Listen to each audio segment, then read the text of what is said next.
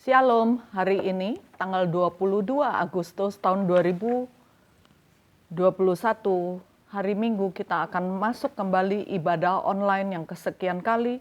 Mari kita sepakat di dalam doa. Bapa Surgawi, mohon Kau ambil alih perenungan firman Tuhan, ibadah online hari ini tanggal 22 Agustus dari awal pertengahan hingga selesai. Di dalam satu nama Kristus Yesus Tuhan, kami sudah mengucap syukur dan berdoa. Haleluya. Sepakat katakan amin. Hari ini temanya adalah mengatasi masalah yang saya ambil dari Injil Matius pasal 11 ayat 28. Demikian firman Tuhan. Marilah kepadaku semua yang letih lesu dan berbeban berat. Aku akan memberi kelegaan kepadamu. Nah, demikian firman Tuhan. Selama masa-masa sulit yang begitu banyak, pergumulan masalah, kita berhadapan dan bergumul dengan emosi kita. Dalam emosi itu ada emosi positif, emosi negatif yang selalu membuat kita rancu untuk membedakan yang mana emosi negatif, yang mana emosi positif yang perlu dipertahankan. Dan selalu ada dalam benak pikiran kita begitu banyak pergumulan dan pertanyaan demi pertanyaan, mengapa sih harus ada masalah? Itu yang selalu dipertanyakan kepada kami, baik sebagai konselor maupun gembala sidang, yang selalu diikuti kata-kata bagaimana jalan keluarnya, bagaimana mengatasinya. Selalu setiap kita berhadapan dengan masalah pergumulan emosi, kita kepengen instan mendapatkan jawaban. Kenapa bisa begitu? Adakah Tuhan begitu banyak pertanyaan demi pertanyaan? Marilah kita merenungkan hal ini dan bagaimana mengatasi masalah-masalah ini baik dari cara pandang manusia maupun cara pandang Tuhan. Maunya sih kita hidup tanpa pergumulan emosi, flat aja, tanpa pergumulan masalah, tanpa dihadapi oleh tantangan-tantangan. Maunya kita enjoy life, happy-happy aja, tanpa kita mengetahui apa sih arti definisi happy-happy dan enjoy life. Menurut pandangan manusia, happy-happy enjoy life itu adalah tidak ada masalah. Sebenarnya arti daripada enjoy life, menikmati hidup itu justru di tengah-tengah pergumulan dan masalah. Bagaimana kita menghadapi dan menjalaninya di atas masalah itu dan kita menikmati kehidupan kita. Itulah arti daripada enjoy life. Nah, apakah betul hidup ini bisa, kalau kita tanpa masalah bisa baik-baik aja? Maunya secara manusia, saya merenungkan malahan cepat pikun, betul nggak? Malahan cepat pikun tanpa masalah. Karena kita nggak perlu baca, kita nggak perlu doa, kita nggak perlu bengong aja. Akhirnya lama-lama menjadi pikun. Nah, terus bosan begitu aja tanpa ada yang dikerjakan, tanpa ada yang harus dihadapi, dan kita merasakan wah happy, padahal tanpa kita sadar kita udah pikun. Nah, maunya kan manusia begitu loh ya. Manusia, wah dia waktu lahir baik-baik aja, di keluarga kaya, hidup dengan baik, dengan bedinda yang begitu banyak. Menurut mereka itu adalah kehidupan yang bahagia. Nah, masa kanak-kanak juga sehat, sekolahnya nggak susah, hidup kaya, nggak perlu pusing, uang itu datang sendiri, dan menikah happy, nggak perlu pusing, punya anak, rumah tangga adem ayem, nggak ada pertengkaran. Betul loh, ada yang menjawab saya begitu. Saya dengan istri saya dengan suami saya, selama kami menikah berpuluh-puluh tahun ini, kami tidak pernah bertengkar. Oh ya, berarti nggak pernah ngobrol dong. Betul nggak? Nggak pernah ngobrol, nggak pernah komunikasi. Nah, terus maunya sesudah tua, nggak ada power syndrome, nggak ada pikun, nggak ada demensia, nggak ada pusing apa-apa, terus mati pulang ke surga. Bisa nggak ya? Kehidupan yang begitu bisa nggak sampai ke surga? Bisa nggak selamat? Itu satu tanda tanya. Nah, Dan matinya maunya mati happy, maunya mati tenang. Bisa nggak? Nah, orang yang nggak pernah cari Tuhan, flat hidupnya, bisa nggak pulang ke surga? Itu kan satu pertanyaan lagi. Oleh karena itu kita perlu melihat di balik semua masalah-masalah yang sedang kita hadapi saat ini, ada tujuan apa sih Tuhan mengizinkan masalah pergumulan emosi terjadi dalam kehidupan kita. Pertama kita renungkan Roma 8 ayat 28 sampai 29, demikian firman Tuhan. Mari kita baca sama-sama 2-3. Kita tahu sekarang bahwa Allah turut bekerja dalam segala sesuatu untuk mendatang kebaikan bagi mereka yang mengasihi Dia, yaitu bagi mereka yang terpanggil sesuai dengan rencana Allah. Sebab semua orang yang dipilihnya dari semula, mereka juga ditentukannya dari semula untuk menjadi serupa dengan gambaran anaknya. Supaya anaknya itu menjadi yang sulung di antara banyak saudara. Tuhan mau diutamakan. Tuhan mau kita bergantung sepenuhnya saat kita menghadapi masalah. Tuhan mau kita datang kepadanya dan sujud menyembah dan berdoa kepadanya. Nah, saya mau kasih tahu, ada satu ibu-ibu saat dia menghadapi anaknya yang sedang remaja, sedang mau masuk ke SMA. Dia menghadapi kesulitan yang luar biasa karena anaknya sedang akil balik dan sedang menjalani kehidupan yang akil balik dan pubertas dan perubahan hormon yang membuat anak itu begitu menurut ibunya, nakalnya luar biasa. Tapi ibu ini tidak habis akal. Anaknya sulit diam di rumah. Selalu mendapatkan pergaulan dengan teman-teman yang memujanya sehingga dia nggak pernah di rumah. Dia selalu ada di warnet zaman dulu itu ya. Dan ibu itu tidak habis akal. Ibu itu tidak habis kesabaran dan ibu itu satu malam anaknya sudah dekat tengah malam belum pulang. Ibu itu berlutut berdoa sampai dekat dini hari anaknya pulang. Hari demi hari. Terus hal itu yang dilakukan dan diajak suaminya juga berdoa dan berpuasa. Dan one day in his time anaknya mengalami pertobatan dan berubah seperti Tuhan Yesus. Seperti serupa Tuhan Yesus. Melebihi yang ibunya dan ayahnya inginkan. Dan anaknya stop merokok, anaknya stop pergaulan yang tidak baik, dan menjadi anak yang takut akan Tuhan dan sukses dalam usaha bisnisnya. Nah, itu poin pertama. Poin pertama, ternyata di balik masalah Tuhan ada tujuan. Tuhan ada tujuan supaya setiap umat ciptaannya, setiap umat Tuhan datang kepada Tuhan dan bergantung sepenuhnya. Poin kedua, Allah mengizinkan masalah, kita berhadapan dengan emosi kita supaya membentuk karakter kita menjadi serupa dengan karakter Kristus. Kita baca di surat Roma 5 ayat 3-4, 2-3. Dan bukan hanya itu saja, kita malah bermegah juga dalam kesengsaraan kita itu loh. Happy life. Enjoy life. Bermegah juga dalam kesengsaraan kita. Karena kita tahu bahwa kesengsaraan itu menimbulkan ketekunan. Orang yang hidup dalam ketekunan, dia selalu menikmati hadirat Tuhan. Dia menikmati kehidupan yang baik karena dia dalam pemeliharaan Tuhan.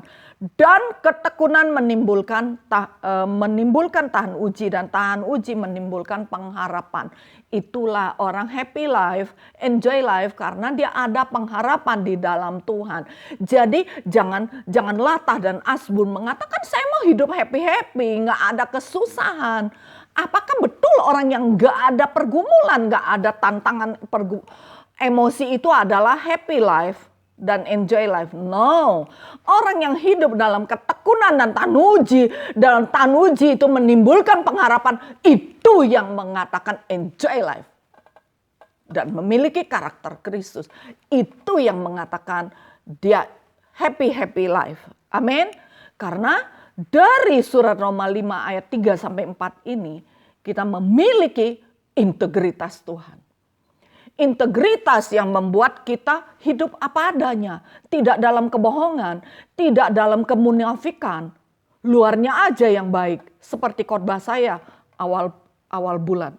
Luarnya aja yang baik, perbaiki dalammu.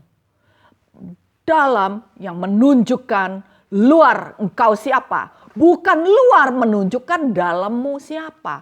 Dalam yang menunjukkan engkau sesungguhnya siapa. Itu integritas. Luar dan dalam itu sama. Itu yang dikatakan integritas. Setuju? Harus setuju. Karena memang integritas definisinya begitu, luar dan dalam adanya. Itu adanya. Apa adanya? Itulah kita adalah kita. Seperti Tuhan mengatakan. Akulah Tuhan. Di luar aku engkau tidak sanggup melakukan apapun juga.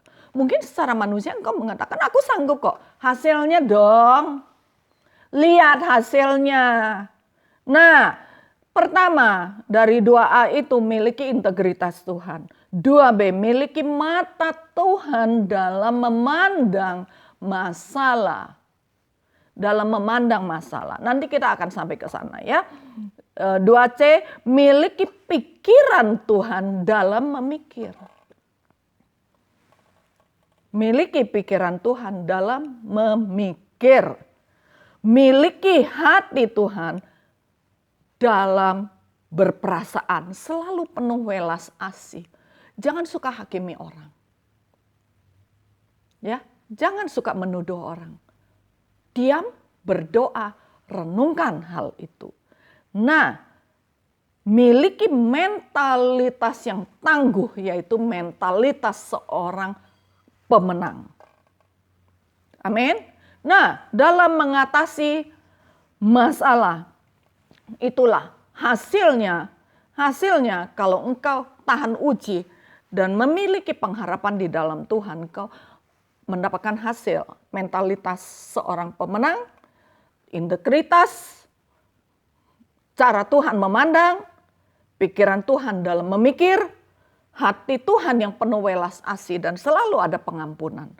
Mentalitas yang tangguh, katakan tangguh. Resiliensi dalam dirimu, engkau manusia tangguh. Manusia Allah yang tangguh. Amin. Manusia Allah yang tangguh. Nah, dalam mengatasi masalah, kita perlu sungguh-sungguh berdoa. Poin pertama adalah berdoa. Ada di Filipi pasal 4 ayat 6 sampai 7 mengatakan, janganlah hendaknya kamu khawatir tentang apapun juga, tetapi nyatakanlah dalam segala hal keinginanmu kepada Allah dalam doa dan permohonan dengan ucapan syukur. Damai sejahtera Allah yang melampaui segala akal akan memelihara hati dan pikiranmu dalam Kristus Yesus. Nah, ternyata kalau orang yang menyerahkan semua kekhawatirannya kepada Tuhan dan menyatakan kekhawatirannya itu di dalam doa, dan selalu dalam doa itu ada mengucap syukur, bukan cuma menuntut. Doa yang selalu menuntut itu kira-kira bisa dijawab nggak ya? Anak kita juga kalau selalu menuntut, papi mami harus gini, harus gini, harus gini. Aduh, gemes banget, betul nggak?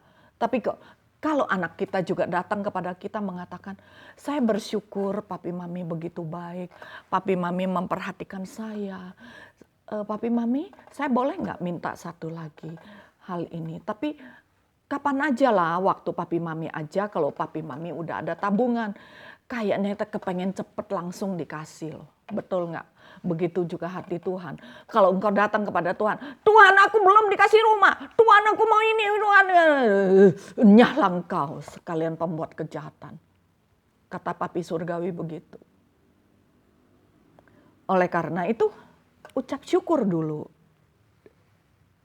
dan sampaikan permohonanmu dengan ucapan syukur. Dan Tuhan mengatakan, damai sejahtera Allah yang melampaui akal. Segala akal. Waktu damai sejahtera Allah yang melampaui akal turun atas kita. Itulah kita timbul happy. Joyful dari batin kita. Dan itu yang membuat kita yakin Tuhan pasti jawab doa saya. Karena dalam Tuhan ada pengharapan. Nah itu 3A dan 3B. 3A tadi dalam mengatasi masalah. 3A berdoa. 3B mengucap syukur. Mengucap syukur. Ada yang tanya saya, Bu Yohana, kalau anak sakit masa kita mengucap syukur? Mengucap syukur ada Tuhan yang menyembuhkan anak kita. Amin. Mengucap syukur karena ada kuasa bilur Yesus menyembuhkan anak kita.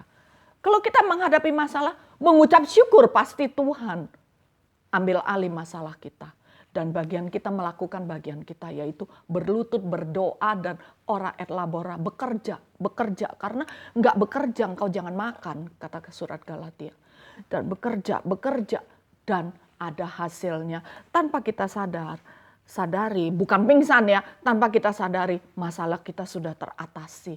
Karena kita sibuk dengan bagian kita, Tuhan melakukan bagian Tuhan, yaitu mengurapi, memberkati kita. Amin. Nah, 3C mengatakan di Bilangan pasal 14 ayat 2 sampai 4 dan Bilangan pasal 14 ayat 6 sampai 8 mengatakan kita perlu melihat masalah dari perspektif Tuhan. Perspektif Tuhan. Begitu maksudnya.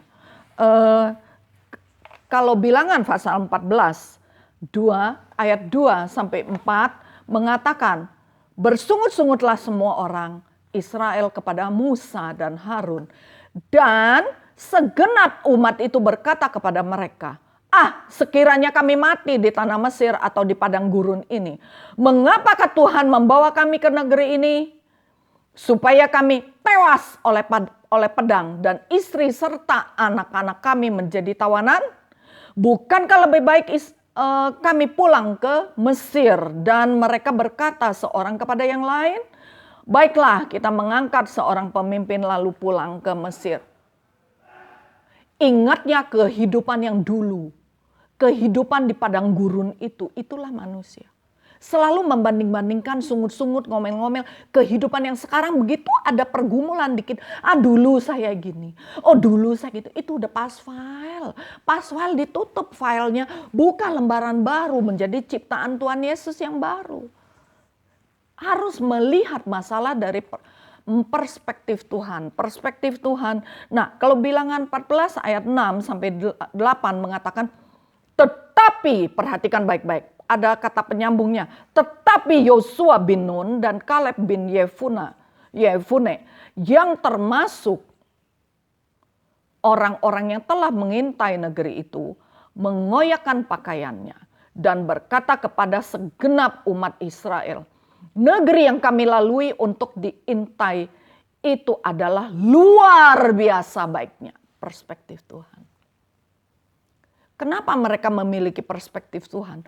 Karena mereka memiliki hubungan, relasi intimasi yang erat dengan Tuhan. Mereka bisa tahu isi hati Tuhan. Beda dengan yang mau kembali ke Mesir itu yang di ayat 2 sama ayat 4 yaitu bangsa Israel. Dan mereka mengatakan selanjutnya, jika Tuhan berkenan kepada kita, maka Ia akan membawa kita masuk ke negeri itu dan akan memberikannya kepada kita. Suatu negeri yang berlimpah-limpah susu dan madunya. Di sana ada karunia menikmati berkat-berkat Tuhan. Yosua bin Nun dan Kaleb bin Yefune mengetahui hatinya Tuhan. Karena mereka memiliki emosi positif. Mereka memiliki cara pandang perspektif daripada Tuhan. Dan mereka mengatakan negeri yang kita mau tuju itu adalah negeri yang sangat baik. Negeri yang sangat luar biasa sekali. Sedangkan 10 pengintai sebelumnya mengatakan kota-kota itu berkubu. Aduh serem banget loh. Sering kan kita mengatakan, aduh serem banget. Begitu banyak berita yang mengatakan akan tsunami raksasa, akan gempa besar. Waduh, ketakutan. Kalau perspektif Tuhan, justru kalau kita mendengar kabar itu, kita segera mempersiapkan diri, yaitu melatih diri. Bagaimana segitiga pengaman, bagaimana menyelamatkan diri kalau betul gempa itu datang, bagaimana survive dan membawa semua hal itu ke dalam doa dan penuh ucapan syukur karena sudah mendapatkan kabar sebelumnya. Bagaimana segitiga pengaman untuk keluarga saya, bagaimana. Bukan mengatakan, wah ketakutan di sana berkubu, di sana ada orang-orang raksasa. Wah begitu banyak halangan besar, nggak mungkin lah.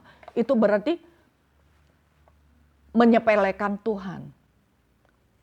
Menyepelekan Tuhan. Bahkan mereka mengatakan, celaka lo.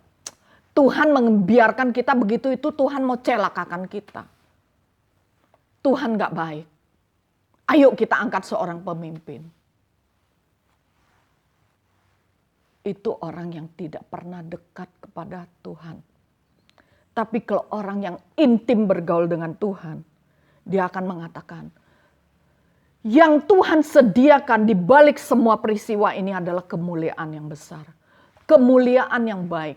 Di balik kondisi ini, nanti ada kehidupan yang baik. Kita menjadi sehat. Kita karena sudah terbiasa dengan social distancing. Kita terbiasa dengan protokol kesehatan. Kita terbiasa hidup sehat dan hidup baik. Kita terbiasa stay at home. Jadi anak-anak baik, anak-anak anteng. Walaupun mereka harus ada pergaulan sosial, tapi kita perlu menyampaikan kepada anak-anak kita, kehidupan yang akan datang ada di balik semua kondisi pandemi adalah kehidupan yang baik. Amin. Nah, situasi itu adalah perspektif Tuhan. Tidak mungkin Tuhan izinkan sesuatu terjadi tanpa Tuhan tahu, tanpa Tuhan izinkan. Oleh karena itu, ada satu kesaksian, saya mendapatkannya di meja konseling. Ada seorang gadis, usianya 30-an tahun. Dia menjadi tulang punggung keluarganya karena saat pandemi itu abangnya, kokonya sama papinya dirumahkan. Papinya yang biasanya menjadi tulang punggung keluarga kembali ke kotanya dari luar pulau di PHK. Dan diam di rumah, tidak mau kerja yang lebih rendah, maunya tetap kantoran. Maunya tetap kerja kantoran, tidak mau kerja yang lebih rendah daripada itu. Misalnya jual masakan, jual itu dia sangat tidak suka. Sehingga dia cuman bengong, isep rokok, lihat TV, akhirnya kena post power syndrome dan selalu ngomel, ribut sama anaknya, ribut sama istrinya, dan selalu melihat semuanya negatif dan menyalahkan Tuhan, membiarkan hal itu terjadi dalam hidupnya. Dan dia menyalahkan Tuhan. Anak gadisnya ini yang belum menikah, yang udah umur 30-an tahun ini sedih luar biasa. Dan dia datang ke meja konseling, dia konseling. Dan saya menyampaikan, di balik ini pasti ada sesuatu yang sedang Tuhan persiapkan untuk kamu dan keluarga kamu. Dan dia mengatakan, apakah betul? Saya bilang, kamu berdoa. Kamu berdoa, rangkul ayah kamu. Dan ajak abang kamu juga. Kamu bikin home industry. Dan dia mendengarkan, dia melakukan. Saya bilang kalau papi kamu nggak suka tanaman, ya jangan tanaman. Papi kamu nggak suka masakan karena dia seorang pria, kamu jangan jual masakan. Mungkin mami kamu jual masakan. Dan kamu sama ayah kamu sama abang kamu yang cowok-cowok itu lakukan home industry. Bagaimana dengan pekerjaan saya? Ya kamu bisa manage waktu dengan baik. Kamu tidak boleh tinggalkan pekerjaan kamu. Akhirnya mereka lakukan sesuatu home industry. Dan jualan online. Dan papinya ada aktivitas. Akhirnya post power syndrome-nya grafiknya makin turun. Walaupun belum menuju sembuh, tapi udah ada positif ke depan. Abangnya lebih-lebih jadi gembira, sehat, dan orang yang gembira dan sehat mentalnya tidak akan bertengkar. Akhirnya mereka rukun sekeluarga. Dan jualan online tuh jauh hasilnya lebih bagus dari gaji papinya. sebelum kerja. Dan di sana kerukunan keluarga terbentuk karena melihat masalah dari perspektif Tuhan. Amin. Dan kita memperhatikan dalam semua peristiwa pasti ada kebaikan Tuhan. Hal-hal yang baik Tuhan selalu kerjakan untuk kita. Karena rancangan Tuhan adalah rancangan yang baik, rancangan yang penuh damai sejahtera, bukan rancangan kecelakaan. Amin. Nah, sebagai ayat penutup Amsal 17 ayat 22 mengatakan hati yang gembira adalah obat yang manjur, tetapi semangat yang patah mengeringkan tulang. Please selalu jaga hati. Selalu hidup dengan penuh gembira. Amin. Kalau gitu, begitu saya sedih, susah bagaimana? Segera berlutut berdoa, segera datang kepada Tuhan. Minta hati yang gembira. Percaya saat engkau menjamah hatinya Tuhan. Saat engkau bergabung dengan komunitas atau keluarga, berdoa. Percaya hati yang gembira selalu Tuhan kasih. Karena berkat diperintahkan turun kepada keluarga yang rukun. Amin. Hati gembira atau hati yang sedih, engkau yang tentukan. Amin. Kita sudah selesai merenungkan firman Tuhan. Pandanglah masalah dari perspektif Tuhan. Ingat yang letih lesu datang kepada Tuhan. Bukan kepada yang lain-lain. Datang kepada Tuhan. Dan segala sesuatu yang Tuhan izinkan, pasti ada target, pasti ada tujuannya. Target dan tujuannya adalah makin baik, makin benar, makin indah, makin mulia, makin kudus. Amin. Dan selalu naik dan tidak turun. Tuhan Yesus memberkati kita semua. Mari kita sepakat di dalam doa. Bapa Surgawi, hamba-Mu sudah selesai berdoa, biar Roh Kudus yang meneruskannya dan memetraikan semua firman Tuhan dan renungan ini di dalam sanubari kami yang subur. Dan berkatilah setiap yang bertelinga dan mendengarkan. Terima kasih Bapa, terimalah berkat daripada Allah Bapa di surga dan cinta kasih daripada Kristus Yesus Tuhan Raja Juru Selamat umat manusia dan persekutuan yang intim menyertai setiap kita mulai saat ini sampai Maranatha Tuhan Yesus datang kedua kali. Terimalah semua dengan penuh ucapan syukur di dalam satu nama Kristus Yesus Tuhan. Haleluya. Yang sepakat katakan amin. Tuhan Yesus memberkati. Selamat hari Minggu bersama dengan keluarga yang tersayang. Sampai jumpa.